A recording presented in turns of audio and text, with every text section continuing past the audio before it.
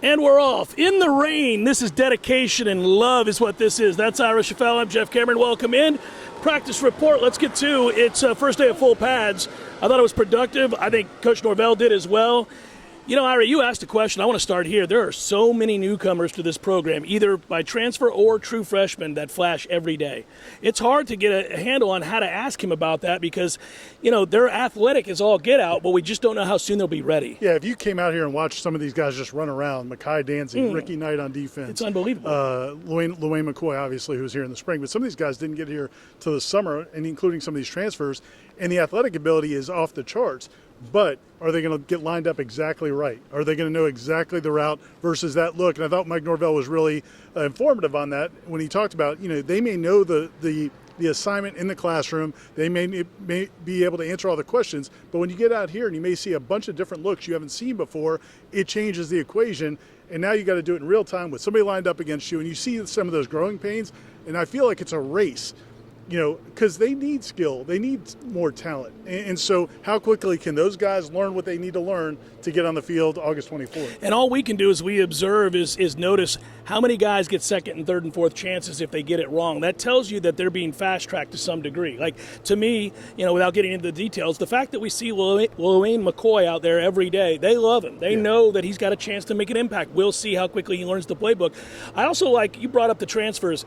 Cam Riley has flashed in every one of these practices. And because Mike brought it up today, it feels fair for us to talk about. I've been really impressed. I don't know what I expected. Just that body type is different at linebacker. But the fact that he seems to have learned this defense pretty quickly, and he's flashing on a daily basis now. Yeah, and, you know, he's a guy that also is getting extra opportunities. Mike Norvell also talked today a little bit. He doesn't talk a lot about availability, but he did mention that DJ Lundy, a senior linebacker who's expected to be a starter, has been limited some in camp. And that's not crazy. That happens sometimes, especially with older guys who know the system. DJ Lundy's been in Adam Fuller's defense now for 5 years. He knows the system. He doesn't need every rep. He's been somewhat limited, but that's given the Sean Murphys, Cam Rileys, those younger linebackers, Blake Nicholson, Cryer, all those guys extra reps.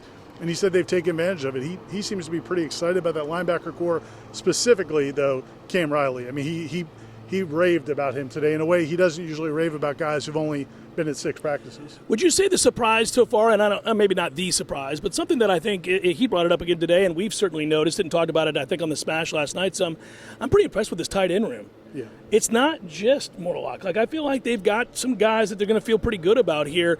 He talked about that. We also heard from DJ after practice. He talked about the tight end room. You know, DJ just seems steady every day. Calming presence, almost a sort of a professionalism from him in camp so far. Yeah, he does. I mean, he's definitely got that. You can see that he's an older dude. I wish we would have seen him as a freshman. I think he may have had that about him when he was a young man, but he certainly has it about him now. And he said, look, I'm not a vocal leader. You know, that's Roydell Williams, who transferred in at running back. He's a vocal leader. That's not necessarily DJ's lane, but he is a leader. He's got leadership abilities about the way he handles situations, the way he takes ownership of plays that go wrong or go right. And then also, as you said, those tight ends. Yeah, I mean, a guy that is a huge surprise to me is Amari Williams. I mean, I don't know how big of a role he's going to have. Yeah. He's a true freshman. He's only been on camp. He was supposed to be still in high school. He's going into senior year of high school, reclassified, came here in the summer, and, man, he can definitely play tight end. He can go catch passes. Now, can he do everything else that tight end needs to do? We have to see. Been fun to watch. He said it was an aggressive install. Mike did. DJ was asked about that. You and I have been to these practices for years and years and years. We've watched all of Mike's. Does this feel like he's thrown more at him in this first 5 to 6 days than we've seen before, or do you think it's about the same? It feels like there's always like a period or two during preseason camp where that happens. Like, the guys will get a good feel for how things operate. They know what they're supposed to do. And then it's like the coaching staff will just say, okay, you've got that under control. Now how about this? Like, let's give you all of this. And then it becomes the ho part ho, famous for it. We've been familiar with. But so I think that today felt like one of those days where first day in pads, you saw some aggression, you saw some chippiness. There were probably 4 or 5 little skirmishes. Crazy, little skirmishes. Just little 4 or 5 times where guys are getting a little irritated with how the other side was playing. But you could tell that they were installing more, and guys were being asked to do more. And so that leads to some of those breakdowns, which can lead to frustration, but it also leads to learning. I love their communication. I see it at every level and with every segment group. And I'll give you a good example today. There were some mistakes made. I won't get specific. Something happened in terms of pass blocking on a play, and DJ walked over to one of the linemen and had a conversation. And then from there, I saw two of the linemen walking over and talking to Alex Atkins. It's the approach is that they want to get better and they want to learn from their mistakes. It's not just throw your hands up, frustration.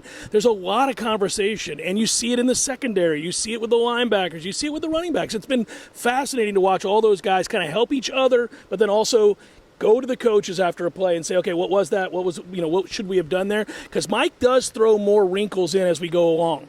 And if you watch the offensive play calling, I think he gets a little frustrated if the defense starts cheating a little. They do. I'll give you a little something. Right. Yeah, here's this to make sure that we offset what you just did. And that keeps them honest a little bit. I've got another great point to make, but I'm going to make it on Seminole headlines, which will be on from 1 to 3 because rain's coming. Aslan's equipment's getting rained on, and that's not a good thing. I think it's a beautiful point. Goodbye. Talk to you next time. Talk to you soon.